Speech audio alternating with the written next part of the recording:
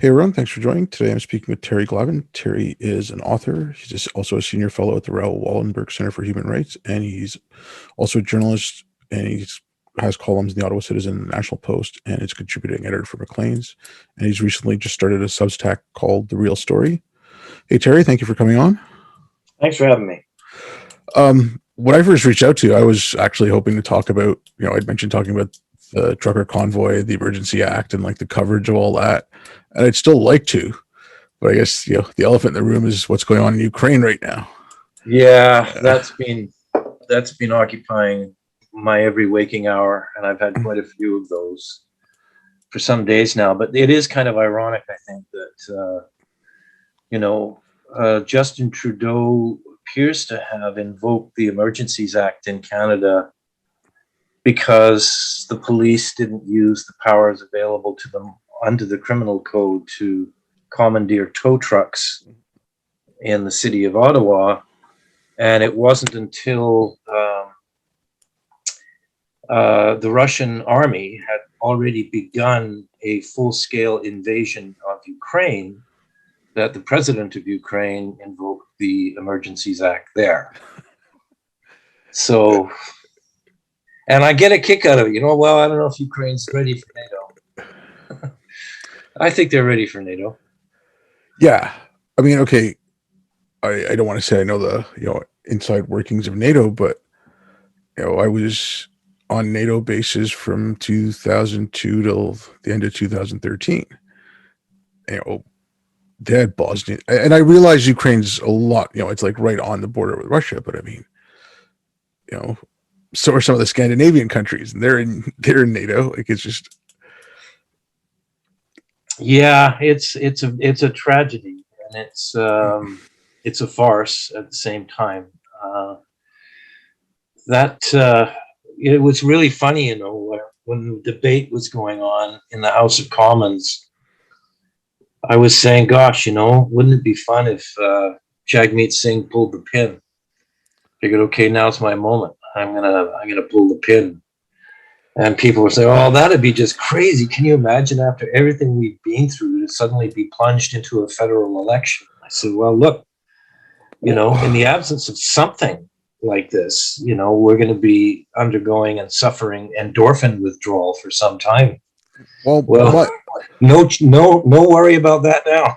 Yeah. Well, my whole thing with the act was when they were voting on it, because there was, a couple liberal MPs who said, "Oh, we don't agree with it, but we don't want to cause a no confidence vote." I'm like, but if you don't agree with that act and you don't think Trudeau had any right to invoke it, I mean, that should be cause for a non-confidence motion. Well, yeah, it should be. Obviously, the two MPs involved, one was a fellow from Toronto, nice man, liberal, whose name escapes me. I think was Lightbound, the other one. Yeah. If you don't have confidence in your own government and you say so,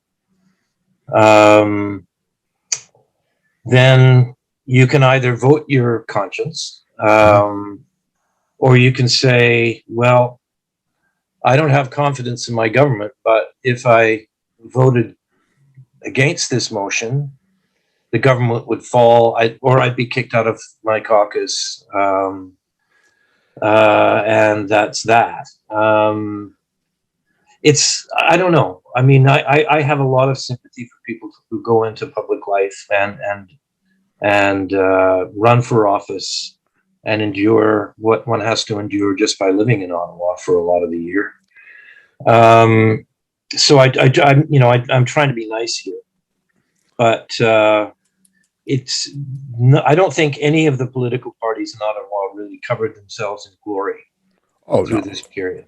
And I mean, it's just, as much as I want to be nice and fair and balanced and even-handed, I'm afraid that we're just an unserious country. We are it's almost like we're a pretend country. Yeah. Like my whole thing with the protests and all that was, I looked at it and I was like, okay, this is how I've reacted over the last 2 years, starting with the blockades by the First Nations. Yeah. And then, going all the way down, coming up to the truckers' protest. And I was just like, okay, the First Nations thing, that's a little bit more complicated. And I'm not even going to begin to say I understand what went on with the, like the original protest with like the White Whitson. Whatsoever, yeah. Like that was a whole like internal power thing as well. I don't even know enough about that to like, but the blockades on the main railway lines, I was opposed to them. Like, I didn't want emergency actors. Like police should go in and get rid of those blockades blocking the railways. And it was the same thing. Okay. I don't think they should be blockading the borders. I thought, like that was wrong. I was against that. And it was the same thing with, you're in Ottawa, go to Parliament Hill. The people you have a beef with is the government.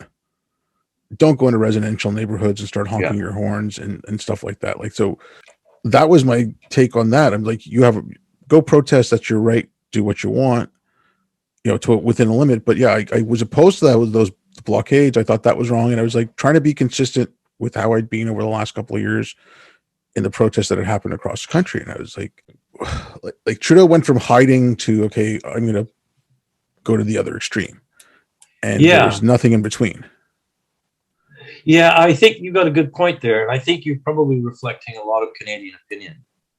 And I think one of the reasons why these conversations are often so difficult to have, and thank you very much for engaging in this with me, is there's a lot of sort of conflation going on. The protests in Ottawa, for instance, are an example of this. In the way we are, much of the media and certainly the Trudeau government was talking about what was going on. I think a lot of the confusion and the mayhem occurred because of the conflation of protest with criminal activity. And the term illegal protest started to make the rounds. There's no such thing. If you block a road deliberately, you're violating, in the city of Ottawa, you're violating municipal bylaws about blocking a road. If you light a fire in the city core, a bonfire, and you're having, beers and having a big party, fair play to you, but actually you're not allowed to light a fire in downtown Ottawa. There's also, I think, a convention in Canada, which is perfectly reasonable, that the police are reluctant to move on a protest because charter rights are inherent rights, regardless of what the charter might say, include rights to free speech and expression and protest and dissent and so on. And so it's the cops usually would prefer to get a court order first.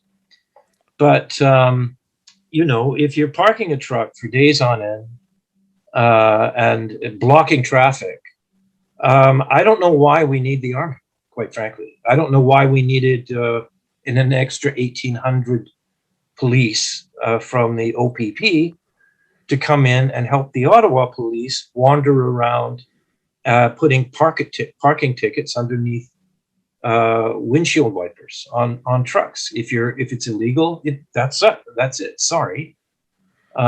Similarly, it really did at the end of the day.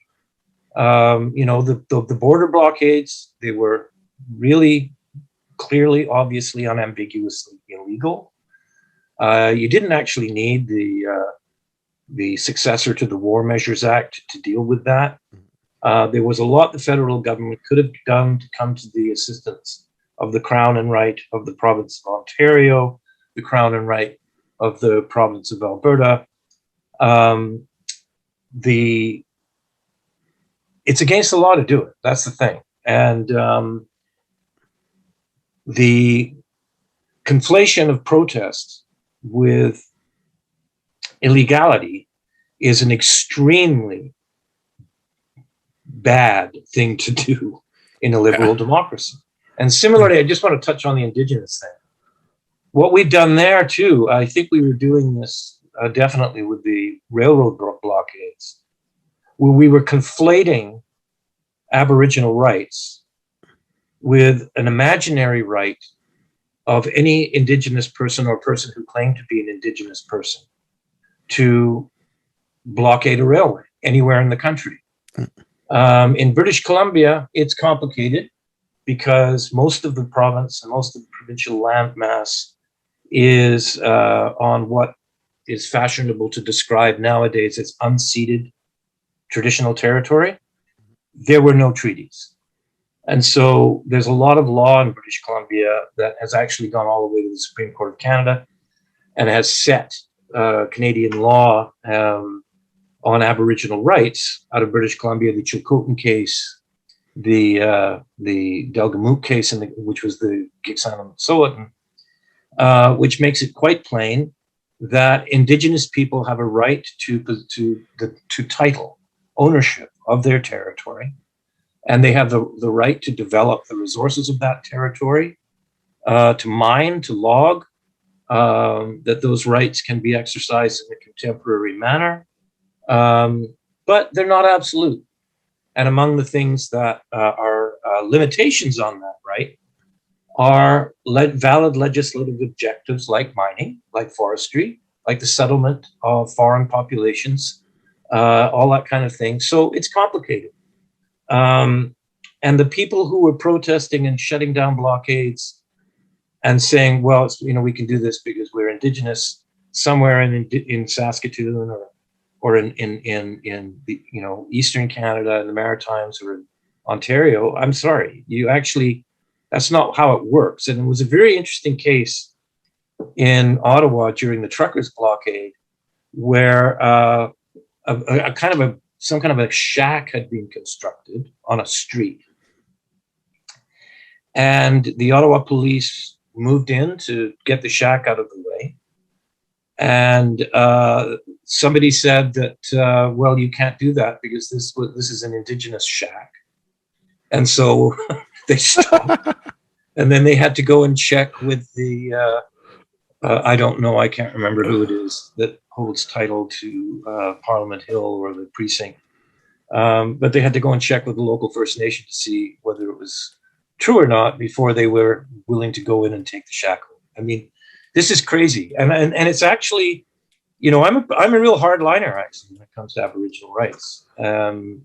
Real hardliner. The difficulty you've got up in the Wet'suwet'en country is it's all very well and good, and it's a very true thing just to notice that, that pipeline is supported by pretty well every single First Nation along the route of the pipeline in band council resolutions and so on. And the government and the company was negotiating with those band councils to acquire that consent. But the difficulty is those band councils aren't vested with the Aboriginal rights and title to the land. And so all along they were kind of negotiating with the wrong people. That doesn't put the Wet'suwet'en blockaders on the Maurice River Service Road in the right, however, because what they're doing is they're interfering in the rights of Indigenous people downstream of them who want to see the pipeline and would like the jobs, thank you very much, and interfering in the right of Indigenous peoples upstream of them as well to exercise their Aboriginal rights. So it's this kind of conflation that bothers me. Just because you may claim some sort of ancestry to an Indigenous community doesn't mean that you're vested with any particular suite of Aboriginal rights or Aboriginal title. The right wing used to do this, and it's rights based on race, and, judge made law and all that kind of stuff. Well, you know what? A Chilcotin person has no Aboriginal right whatsoever to hunt, fish, anything in Gwagil's territory. And an Anishinaabe has absolutely no Aboriginal right to hunt, fish, or anything else in Stoney territory. It's complicated. And, if people aren't willing to sort of embrace this complexity, try to be accurate and precise in the way we describe what's going on, make a clear distinction between a protest and lawbreaking and hooliganism, then you're going to get some crazy thing like the War Measures Act being invoked. But I mean, look, like, thank you for going through that, especially with what was going on with in BC with the pipeline and all that, because like I said, I'd read about it when it was happening, and I was like, okay, I understand what's going on there as opposed to what's going on the railways. But yeah, it was just like, at least the government negotiated with them. Like, there was no negotiation or anything with these guys. Like again, just from reading, I'm gonna forget her name. She's the National Post now, Rupa something or other. Rupa, yeah. Yeah, and even like some of the stuff that John Kay did, and then like the podcast that Quillette has. Some of these people had some really crazy ideas, or really I don't agree with the mandates. I don't agree with that.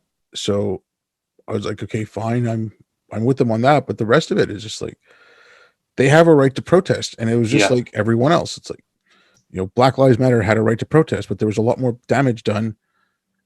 Yeah. In Black Lives Matter protests, which some of them, like, in 2 nights in Montreal, I think we had riots, than was done at the truckers. It was just, no, I can see how people are I think increasingly angry with the government and with government generally. Yeah, but with me, it's the hypocrisy. Like, yeah, I got into, okay, so I came back to Canada in 2014. My first thing was I got called a white supremacist because I was criticizing Islam. And I'm like, okay. And you don't have a particularly pale complexion. Exactly. And I was like, okay, where's this coming from? And then I just started seeing more and more of it. And there was, like, I just looked into some of these cases, and there was she's a First Nations woman, I want to say in Calgary, but I read this back in about 2014 or 15, so I'm going to get some of this wrong, I'm pretty sure. But she was holding up a sign or something like that saying, white men must die, or I want to kill white men. And it wasn't found to be a hate crime. I'm like, okay, but if that was a white person holding up a sign about any other race, that's a hate crime. There was a priest in Quebec, from the pulpit, he was a Catholic priest. He went on a tirade about homosexuality, and then he got called up for hate speech, and he was given 6 years where he couldn't speak in public. I'm like, well, okay, I disagree with him. I think he's all wrong, but it's a priest from a pulpit. Like those kind of hypocrisies, I've just seen it. And and like the last couple of years of, okay, even take the Nazi flags, like the swastikas and all that. The protests the pro-Palestinian protests in 2021, I think it was the Toronto Star. Like, there was a whole bunch of swastikas at those protests. There was like Israeli flags with the Star of David replaced with a swastika. They're like, oh, this is a good way to start dialogue. And I think that was a Toronto Star. I could be completely wrong about that, but there were comments like that. And here you had a few yahoos with swastikas, and I don't agree with the swastika or anything, but they were pretty much the truckers threw them out, and they're just okay, they're all Nazis, they're all racist. Like, it was insane. Like, the different takes on it.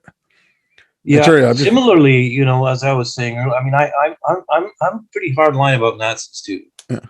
I think punching Nazis is just fine. The difficulty is, got to be careful about that, because just because somebody is described as a Nazi, doesn't give anyone a right to punch him, right? And the bit about the Nazi flags, I think, as far as I can tell, there was only one Nazi flag. There was a guy with an upside down Canadian flag, and had swastikas in the corners of it. And there was one guy with a flag. Yeah, were they swastikas or were they SS symbols? I think it was swastikas in the, or at least two of the corners. That's one. Yeah. Yeah. My point was that, in that case, I don't know that it was clear whether he was sort of, celebrating Nazism as a Canadian, or whether he was saying this government is so bad they're like the Nazis. Yeah. So apart from that, an actual Nazi flag, I think the only, as far as I am aware, and I've really looked for this, there was actually only one. And it was, I think, on the first day or the second day of the protest. And there were 2 photographs of it, and then it was gone. And I was told, and I really wish I could get this person on the record, by a woman in Montreal, that he was basically hustled out of there and told, you better get the hell out of here. Yeah. And I mean, there's no question that there's a whole bunch of yahoos that, in Ottawa. But at the same time, there were a whole bunch of, it's basically the trailer park boys, come on, Yeah.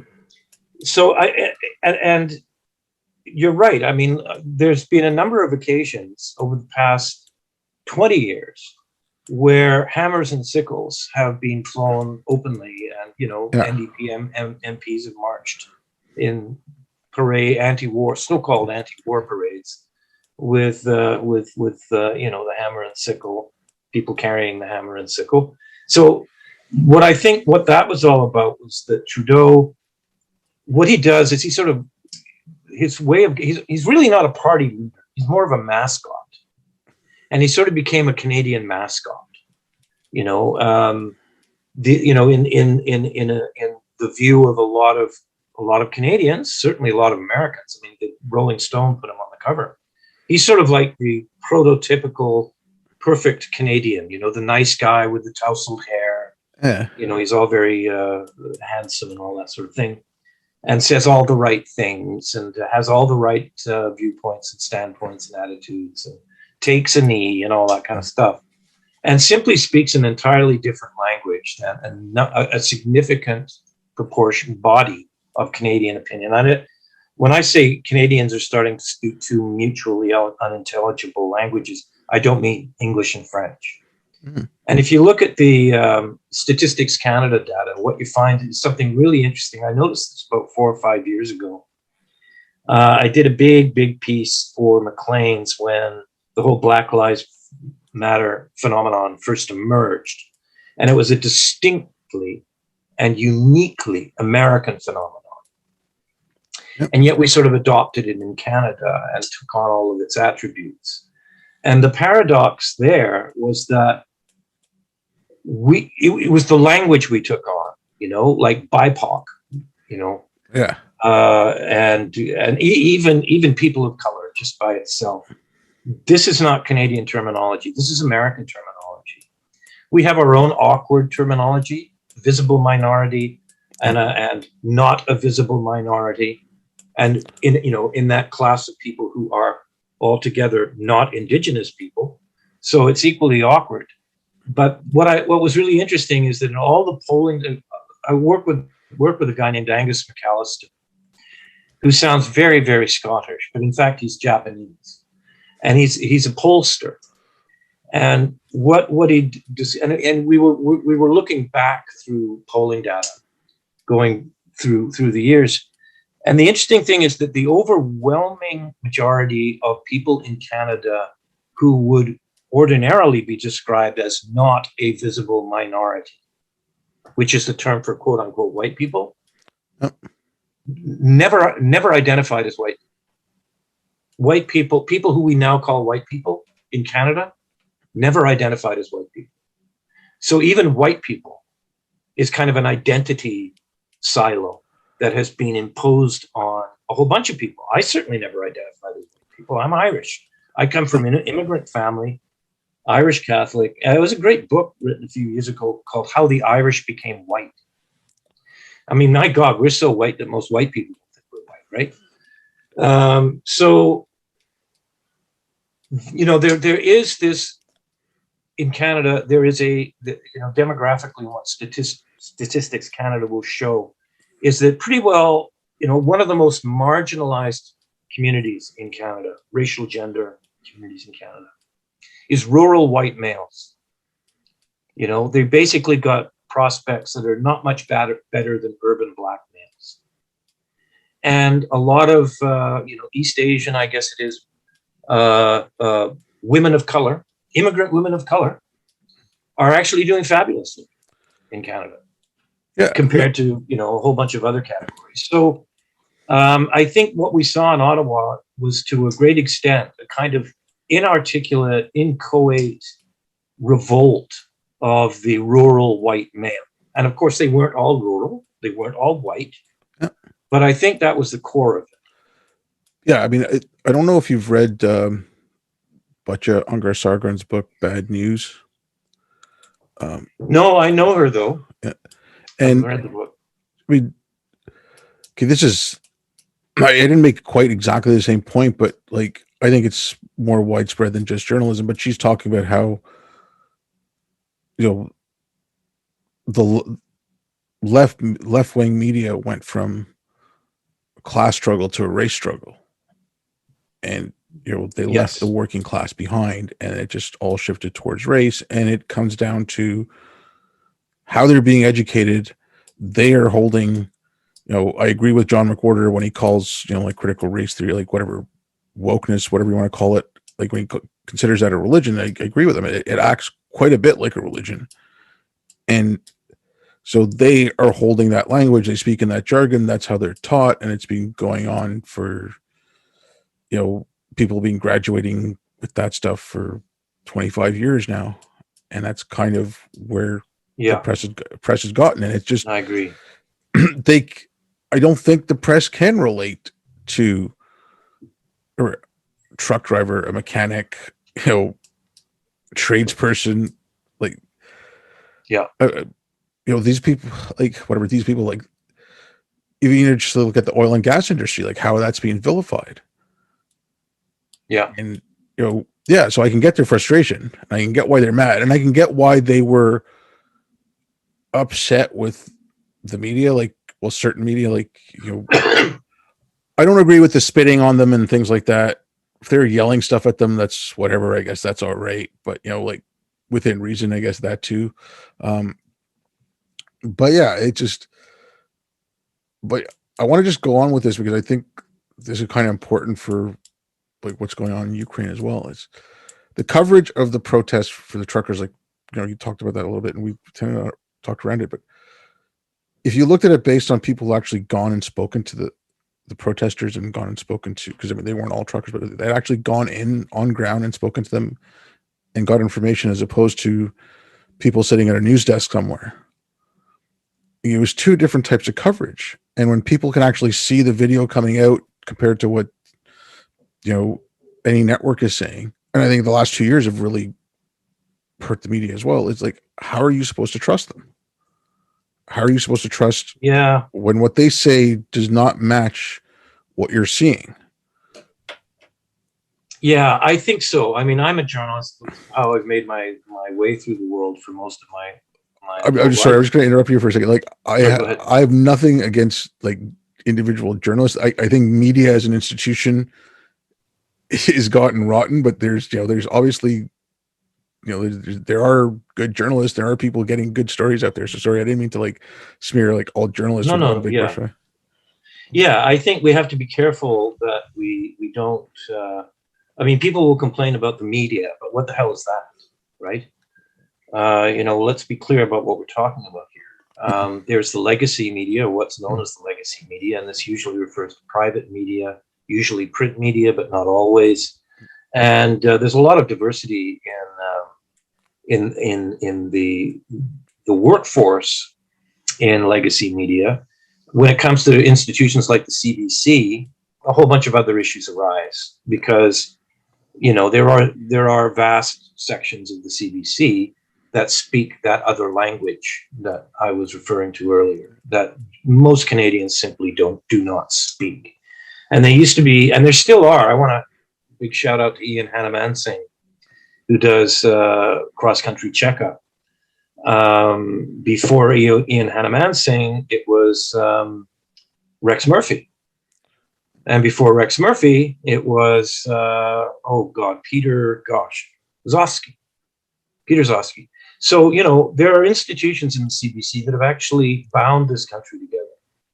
So, a fisherman in Newfoundland and a rancher in the Okanagan and a young woman in downtown Calgary, everybody's sort of part of the same conversation somehow. And it doesn't get out of control, and it's moderated. Everybody's got something to say. But there is, I think, a kind of, and I've spent a lot of time overseas, and a lot of what I cover is essentially, usually, is international human rights, foreign policy, stuff like that. I spent a lot of time in Afghanistan. I wrote a book about Afghanistan. called Come From the Shadows. And one of the things that was really interesting about Afghanistan was what you described. It wasn't across the board in the media. You know, I think of reporters like Rosie DiMano from the Toronto Star. She was amazingly great. But there was from the very beginning, we spoke about Afghanistan in American language instead of Canadian language, if I could put it that way. And we got the story wrong almost from the very beginning. And I think some of the sort of bigger thinkers in counterinsurgency and in military planning and so on in the United States and Australia too, have made some interesting observations along these lines. My experience in Afghanistan was I was outside the wire for most of the work that I did. I was down in Kandahar. I was way up north in Mazar-e-Sharif, spent a lot of time in Kabul. And those are people who, in spite of everything that you might say, you know, the West or, you know, the white countries or whatever you might say have done to them. And my God, what the Russians did to that country is just unspeakable. They are and were from the very outset in favor of the NATO intervention. They are the most studied people in Central Asia. Not once in the 17-year history, I think, of Asia Foundation polling in Afghanistan after 9/11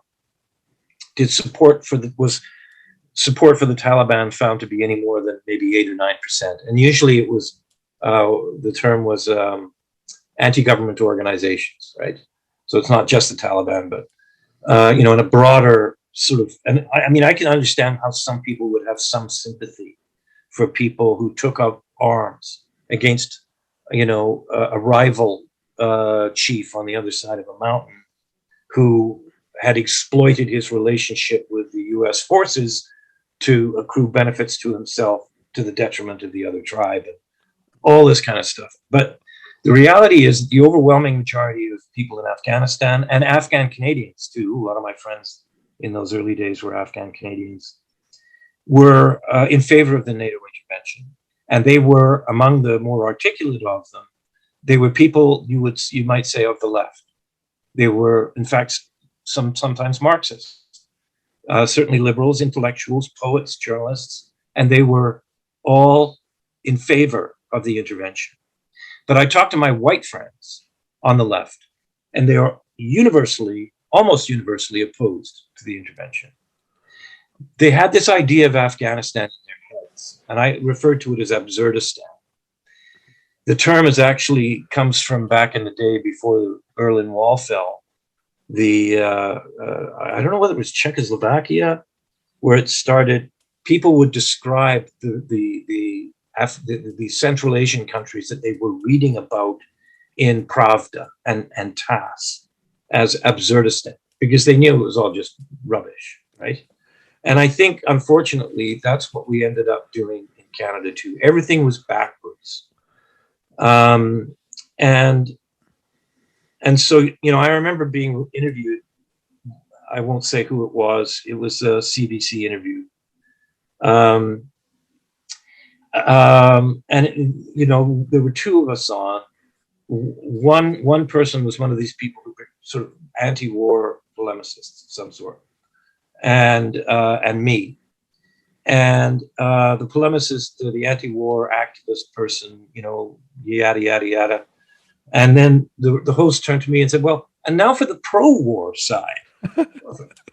Excuse me.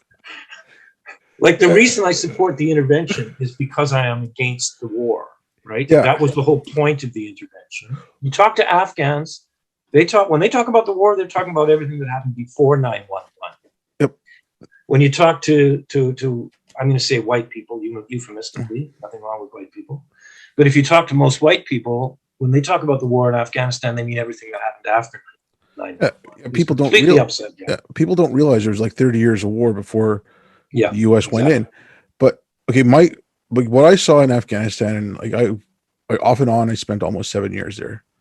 Wow. And I was mainly on. Okay, I on working on military bases. But so Kabul, Where I were got you, by the way? May I ask? okay. So Cap? I was basically made like based out of like I was in Camp Julian when it first opened. Right. Wow. So I was in Kabul, and then uh, I left, came back to Kabul. I was in Kandahar. I mean, but most of my contracts I traveled all over, so I was in every part of that country. I helped build FOBs. I worked in comms, so I set up comms for like like all of the bases. Like, well, not all Good the man. bases, but yeah. But like when I got to Kabul in 2004, there's no power, there's no light, so the Right. bases had to turn their lights off at night.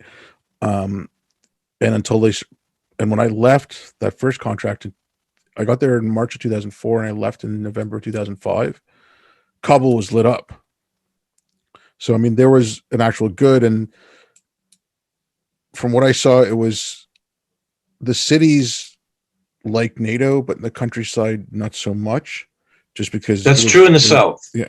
Yeah. And my take, like what I saw, and okay, now I heard this one story, and I know in those places, like whatever, it's just a rumor mill, but they they'd offered farmers in the South money to last them through the winter and seeds for the next year if they burnt their poppy fields.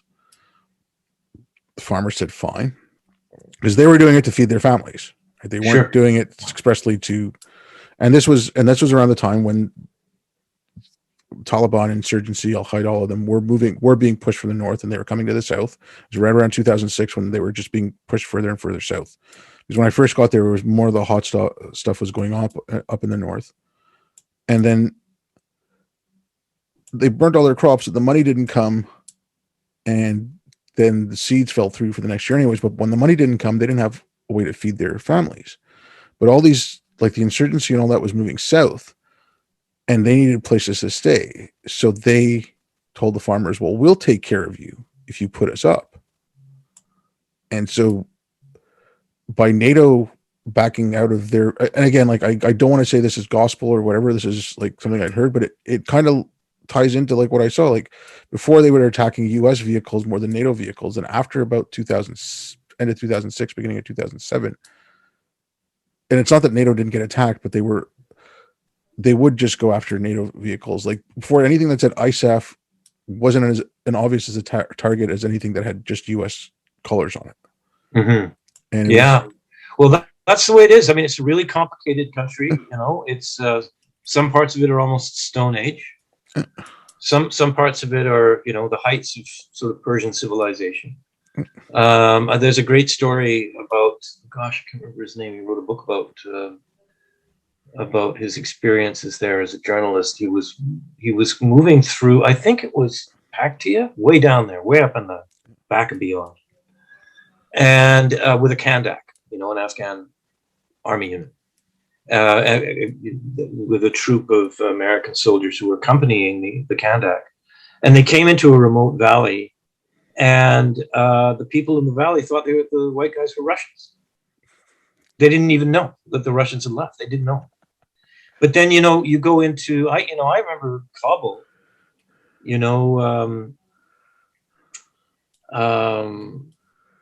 my God, I mean, Kabul was pretty hopping, actually. yeah, there were a few good restaurants. There's a decent nightlife. There was a good bar scene. Yeah. I remember, I guess it's Thursday afternoons and everybody gets real happy because, the next day is the holy day and the weekend's coming, and getting stuck in traffic, and somebody turns up his radio really loud and everybody's dancing, and at an intersection, and the music was Marilyn Manson's Personal Jesus. So it's a crazy place, and they're wonderful people. And but yeah, no, the whole point of this little reminiscence was that there is something that happens with mass media, and it's almost like mass hysteria. There is something that is of deep concern to me.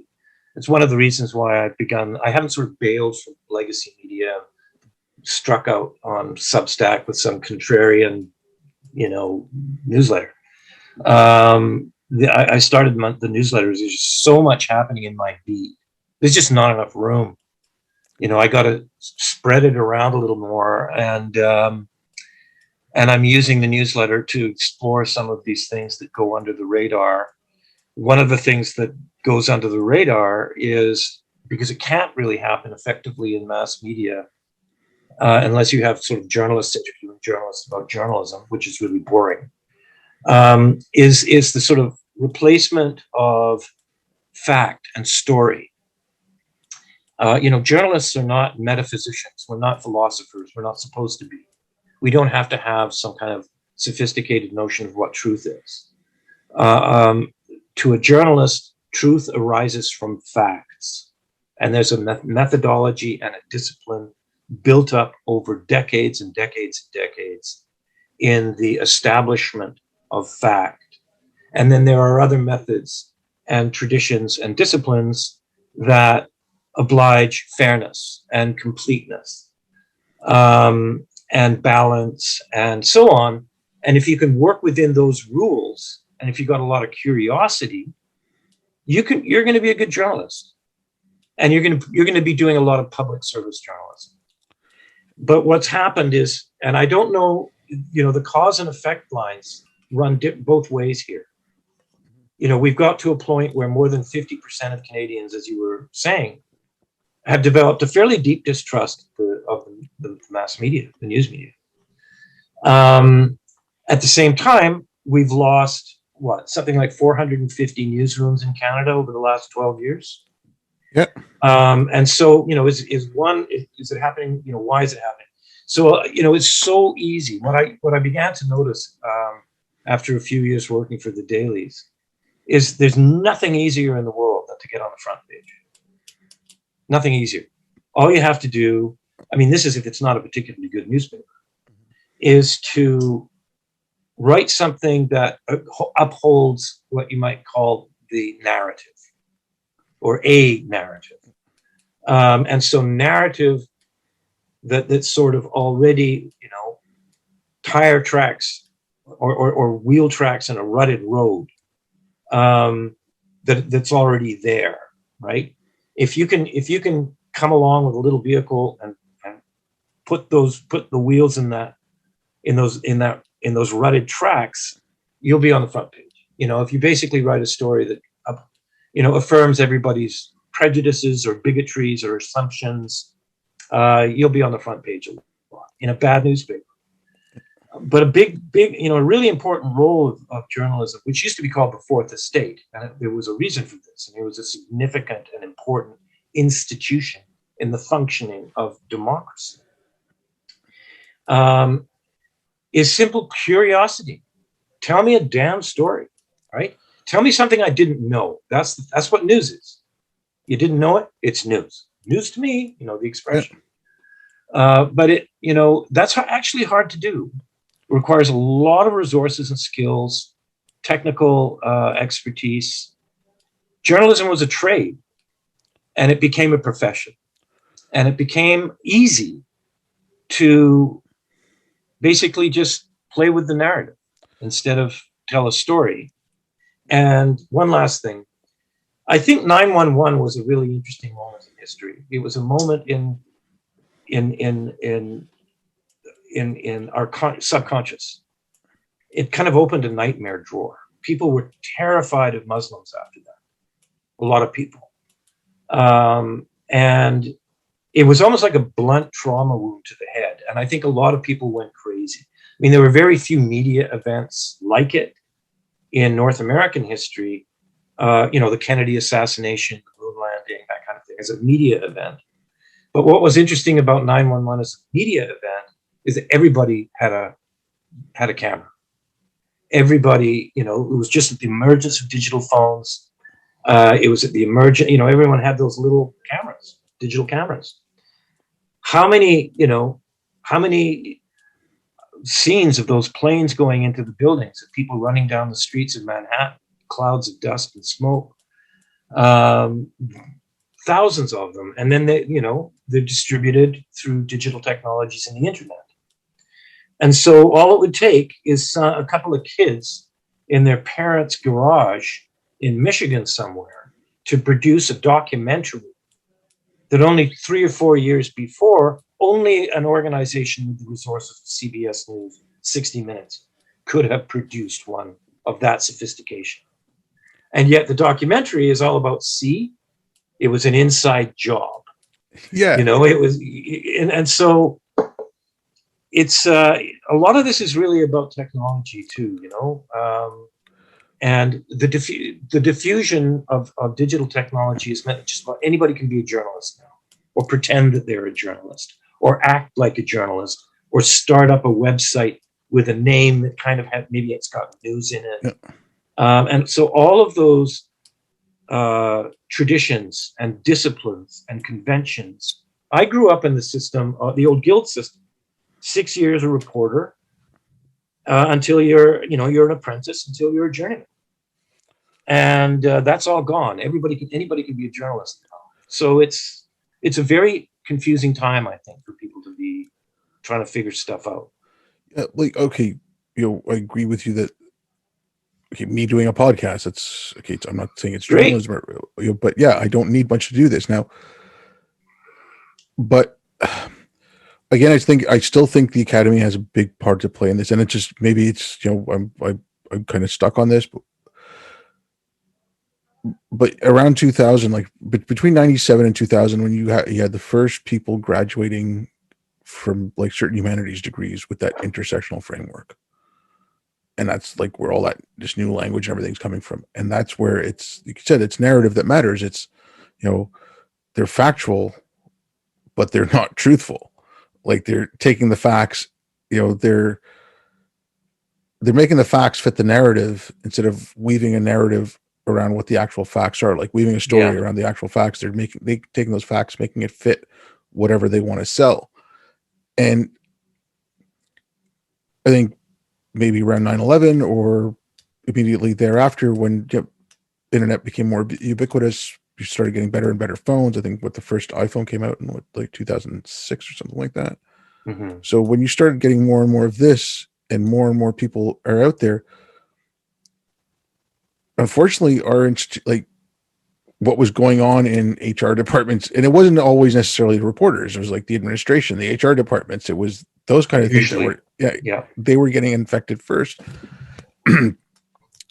And that's what caused, like, we didn't have a sensible pushback to the crazy. I mean, you always had things like the National Enquirer, like that was never not there. But I mean, there was like those are fun, eh? Yeah, but I mean, Bat Boy. Yeah, but you had that stuff. But people could rely on, the New York Times with all the news that's fit to print. But now, like, I mean, again, like I said, I don't trust the CBC, but you mentioned Ian Hannah-Mansing. I trust him. I trust Natasha Fatah. I think I like Natasha. She's brilliant. Yeah, but I don't trust the CBC. Just because, before, like, I guess you could go back to like the 90s when someone said, "Oh, it was on the CBC," so you could kind of trust it. Yeah. Now it's like, okay, it's no longer there.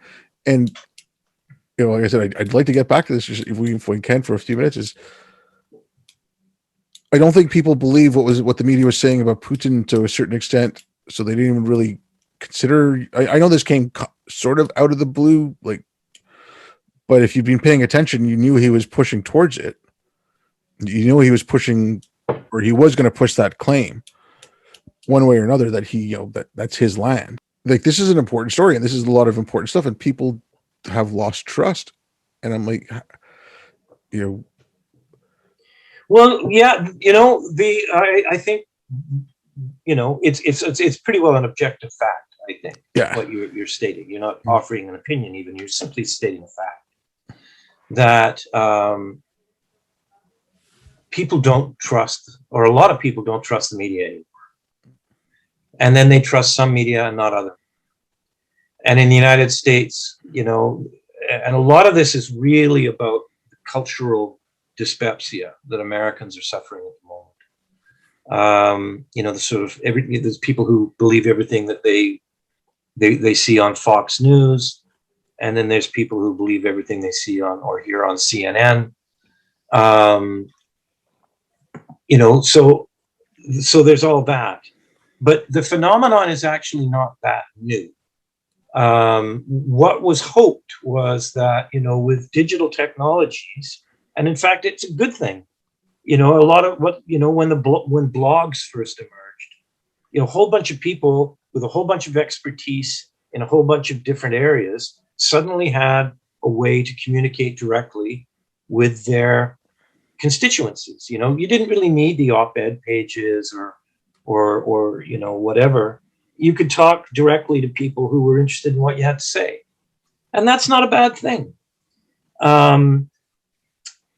But with digital technologies, another good thing, I should say, I suppose it's a good thing. It should have been a good thing. The New York Times, for instance, I think it had something like, oh God, what was the number? It was phenomenal. Something like 62 people in its photography department in New York City. And, if a plane went down on the Hudson River, you'd get everybody down there, right?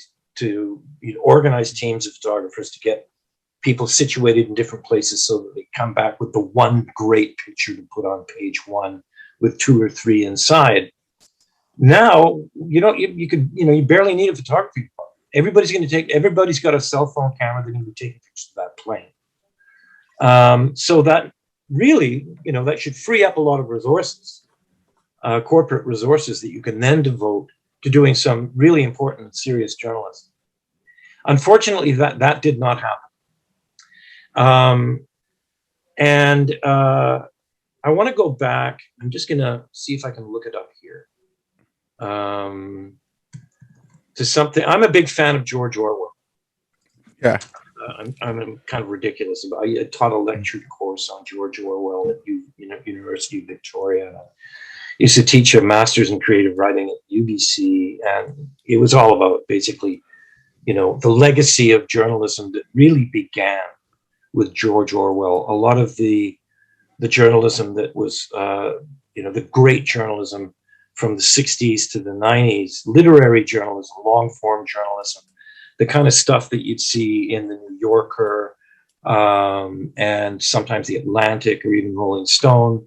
That was a tradition that began with George Orwell. And the idea was, we used to be called literary journalism. Then it was called literary non-form, or pardon me, it was long-form journalism. And then it was called creative writing. And at some point along the way, a really weird thing happened. And it was basically, it's not really a novel because I based it on my personal experiences. Therefore, it's memoir. Therefore, it's journalism. Well, no, it's not, because you can't make anything up. That's the really important thing to remember about all of this. You can't make stuff up. I just want to read this little thing to you that speaks to what I'm trying to describe. I'm quoting now. Indifference to objective truth is encouraged by the sealing off of one part of the world from another, which makes it harder and harder to discover what is actually happening. There can often be a genuine doubt about the most enormous events. Probably the truth is discoverable, but the facts will be so dishonestly set forth in almost any newspaper that the ordinary reader can be forgiven either for swallowing lies or failing to form an opinion. The general uncertainty as to what is really happening makes it easier to cling to lunatic beliefs. Now, you could write that tomorrow on the ideas page of the National Post. That was written in Polemic magazine in May 1945 by George Orwell in an essay called Notes on Nationalism. So unfortunately, despite all of this technology, we're kind of back where we started. And I think we're back where we started because of this thing partly because of this thing that you described as having, kind of come out of the social sciences and humanities departments, right? And the social sciences and humanities, that kind of, it was called radical postmodernism, right? Or epistemic relativism. And the interesting thing is it did really become kind of entrenched in the culture, in the bourgeois culture, right, which we now say on the left, really quite entrenched. It was a way of understanding the world. And what it meant was that when Donald Trump came along, when Trumpism came along, the left had no defenses against it. Yeah, there was, because he was speaking to working class people, mainly lumpen working class people, but he was also making stuff up as he went along, just making stuff up as he went along. Well, when you come from a weird kind of Frankfurt School Marxist discipline where that's actually what you're supposed to do, how are you going to complain about Donald Trump? yeah, but that's just it. I mean, like, okay, there's one article that sticks out in my head from the New York Times because it's just so insane. So there's a high school trip going somewhere in the Bronx. I don't know where it was, but two South Asian boys beat up four black girls, and one of them pissed on. The New York Times said that it was a problem with whiteness. Yeah, what do you have to like when you're printing garbage like that? What do you have to defend? Like you said, like we don't have, all our institutions are getting, like, you know, at least the Canada Civil Liberties Association stood up against the Emergency I'm Measures Team Act. CCLA for Yeah. sure. Yeah. Yeah. But I mean, the ACLU is not what, it's not the same ACLU that defended the Nazis in Skokie, Illinois. It's like when the CDC put out recommendations that vaccines be given out by race. Yeah. Okay, like, or okay, take our government, and so I guess all our federal medical institutions and whatever, like, they're denying biology at a certain level with Bill C-4. Our federal medical institutions are denying biology. Why should I trust them at a vaccine? Now, I've got, 3 shots. I'm, I'm not, if people ask me, I say take it. But why should, if they're denying basic biology, why should I trust them? What a vaccine? Like, I mean, that's a very good point. That's a very good point. I think a lot of people, that's what's done it. I think that's the, what's really flipped the switch for a lot of people. Over the years, after a while, through the pandemic, you're told one thing, you don't want to be wearing a mask because then that'll be giving people a false sense of security. And, what social distancing is the thing. Oh, no, you should wear a mask because, we've changed our minds or whatever. And we have to be fair. The science evolves and our understanding of this stuff evolves. Yeah. And I also think here's another thing I think we forget about that we have to be fair about, is that during something like a pandemic, public health authorities have to be extremely careful, assiduously attentive to what is described now as public messaging, right? Unfortunately, that's also kind of propaganda. Yeah. But it's necessary. You've got to be really, really on point. You've got to anticipate the way people are going to respond. So, it entered into a completely different kind of realm of public, government communication. And the science did evolve. But as you say, you had people saying, well, you get the vaccine and that's it. Everything's going to be fine. Yeah. You get the vaccine and you'll never get sick and you won't be able to pass it on to anybody else. Boom, you're done. You're fixed. And so, well, actually need 2 shots. Okay, fine. I get that. Oh, well, you actually need 3. And then well, gosh, it looks like, it's kind of transmissible still if you've had 3 shots. And then you just go, well, actually, most of us have had it now. And you probably didn't even notice. Right? But that's what I mean. Like, with the vaccine, now I believe it's 5 years that vaccines have to be tested before they come out.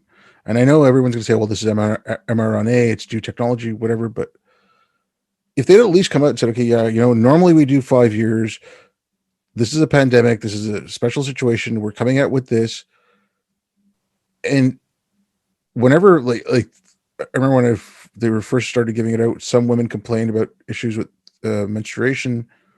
Oh, no, you're nuts. You're crazy. Now some stuff has come out that, okay, there might be some issues with menstruation with women due to the vaccine. I'm not trying to, like, I don't know all the details and I don't want to, but there might be some issues now all of a sudden. But the first people to talk about it, like, I think if they'd actually been completely honest about, get in The front of limits, it. the limits of their certainty and knowledge. That Yeah, would have been. if they'd gotten in front of it instead of trying to backpedal and, you know, oh, it's like Rachel Maddow, it's going to cure you. It's you. Once you take the vaccine, you're fine. Blah blah blah Oh, I blah. remember that. Yeah, Yeah, yeah. yeah. And Boom, then it's yeah, done. yeah.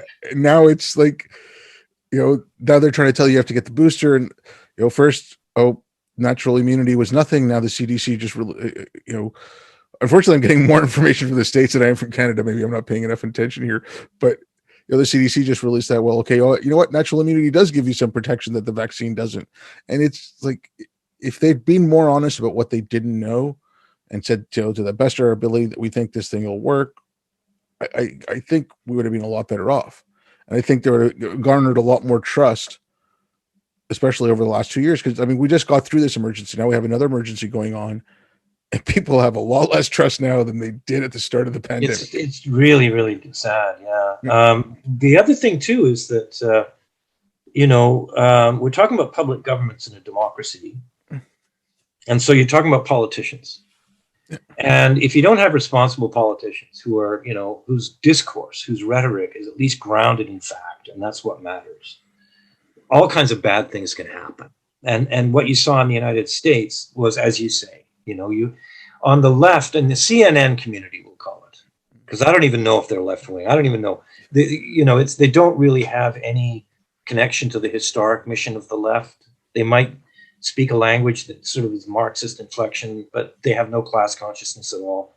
Probably the reason they don't is because they're from the bourgeoisie and not the proletariat. They don't want to admit it. Who knows? The CNN community kind of, you know, I started to notice how, and I think a lot of people did. In fact, there's been a lot of discussion. There was a lot of discussion about this in the United States and some of the more intelligent newspapers. How wearing a mask became kind of a badge. You know, like, I'm a Democrat. And so, you know, you do that. And guys who are Republicans start to think, well, I'm not a Democrat. And why are they making me wear a mask? And then you had Trump, who totally politicized it. And basically, you know, after trying to say, well, I'm the guy and I beat it and I brought in the vaccines, I did all this stuff, kind of, you know, did a 180 and was kind of dissing everything, you know, going after Fauci like he was Mephistopheles or something like that. I mean, it's just crazy stuff. And the tragedy of that in the United States is that you look at all the red states, the Republican states, and they're almost all, you know, the mortality rates are almost through the roof.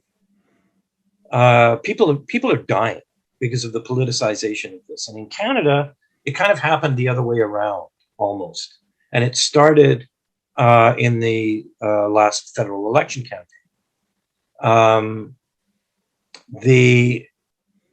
What's his name? Anthony Lightbound, you know, the politician from Quebec, the Liberal kind of broke ranks. Really an amazing presentation he gave that day. Really articulate. You know, it lasted about an hour, and you could just hang on every word. He was so clear. He's a real smart guy. So clear, so articulate. And he said, you know, we should never have done this. We started to politicize this thing in the last election in key writings, and of course it becomes national messaging.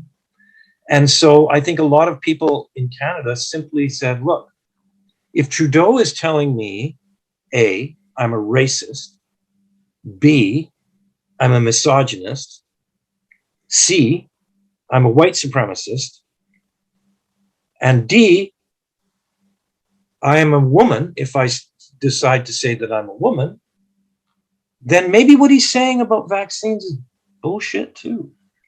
You know, I think a lot of that went on. Yeah. And I, you know, I don't know how you walk back that stuff. You mentioned earlier, you know, about how he treated the, you know, or his approach, the way he talked about the truckers when they got to Ottawa. I don't think he should have met with them, by the way. I mean, not the people who, I think the media elevated certain people to the status of leaders. I don't know if they were leaders at all. They were certainly instigators, and or, you know, among the instigators. And then when the media started referring to them as leaders and getting a little bit, you know, over caffeinated in the way they describe these people, then suddenly everybody thinks they're leaders. I don't think Trudeau should have met with those people at all. I actually had conversations with Kevin Vickers about this. People may remember Kevin Vickers. He was the Sergeant at Arms in Parliament Yeah. that day that Nathan Cirillo was killed at the War Memorial. Burst into the Parliament buildings with a gun. Kevin took him out, and I love Kev. He's one of my tribesmen. He's Miramichi Irish. Ended up, appointed ambassador to Ireland. I hung out with him in Dublin for a while over there. Guy, I mean, as a Mountie, he diffused so many tensions at Burnt Church, the lobster Aboriginal fishing rights stuff, not sending in the riot cops, not getting, 1,800 OPP people to come into Ottawa like that doofus police chief was proposing. One cop, unarmed, after dark, by himself, goes to the Indian blockade and talks to the guys about the difficult situation that they were putting him in, and the rising tensions in the community and everything. And at the end of the conversation, they all said the rosary together. And the next day, it was fixed. He would have been a great mediator, I think, to bring in between not just the Prime Minister's office, but I think kind of an all-party leaders caucus. Just not even a caucus. You just have a goddamn meeting, sit around the table and say, look, we got a problem here. How about, we get Kevin to go talk to the people outside. He can bring some people in. We'll talk to them. Have a conversation, for God's sake, right? But instead, Trudeau doubled down on this whole thing. They were all a bunch of racist, Nazi, misogynist, white supremacists, and by the way, wear a mask and get taxed, and it just all went sideways. And I think this is the difficulty that will arise when you import American culture wars into Canada, and then you elect a prime minister who is a 4-star culture war general. That's things are going to get weird. Yeah, but I don't want to keep you too much longer, but I've said this, I've heard it from the last 2 elections. I've heard it from the Liberals and some from the NDP, but it's just, that's American politics, or that's Trump politics. I'm like, excuse me. Exactly. I'm like, but I'm just like, you brought in, the new Ministry of Diversity, Inclusion, and Youth that has, that's supposed to have an anti-racist secretariat. If you read their language, it's the language of critical race theory. I'm like, you brought in American jurisprudence into Canadian government now, and you're talking about bringing in American politics. I wish someone would point that out to him. I wish someone in Parliament had actually read some of this stuff so they could point it out to him. But a lot of this is symbolism too, and symbols actually matter in society. Like, one of the things that I found fascinating was just how many Canadian flags were there in Ottawa during the protests. What I found striking was the Canadian and the Quebec flags side by side in Ottawa. You never see that. It was great. And we should not forget this. We should not allow it to go down the memory hole. That last year, the Prime Minister of this country unilaterally, didn't consult with any Indigenous people about this, lowered the flag on Parliament Hill, ordered the flags lowered on all federal buildings across the country, ordered the flags lowered on every single embassy around the world for months on end, and said, basically, I'm ashamed to be a Canadian. Yeah. Well, you know what? That actually doesn't go down very well with a lot of people. Nope. It just doesn't. I mean, but also, again, there's the hypocrisy there too. Like, he's doing all this because of the residential schools, but he's suing the survivors of the residential schools for the, for the amount they won. The kids in the courtroom. I mean, that's ridiculous too. Look, like I said, I don't want to keep you too much longer, but thank you very much. It was great talking to you. If you want to let people know where they can get a hold of you, the easiest thing is Terry Glavin Substack, and then you'll find my newsletter. It's called The Real Story, and then you'll subscribe, and you'll pay for a subscription, $5 a month. Come on, it's a $5 Canadian or US? An absolute bargain. It's Canadian.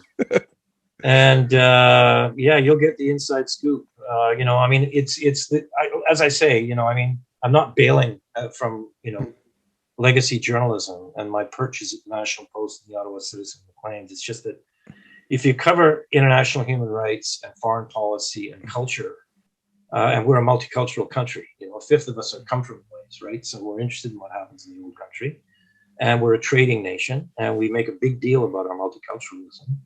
There's just so much going on right now. I needed more room. And there's a lot of stuff that goes over people's heads and goes under the radar.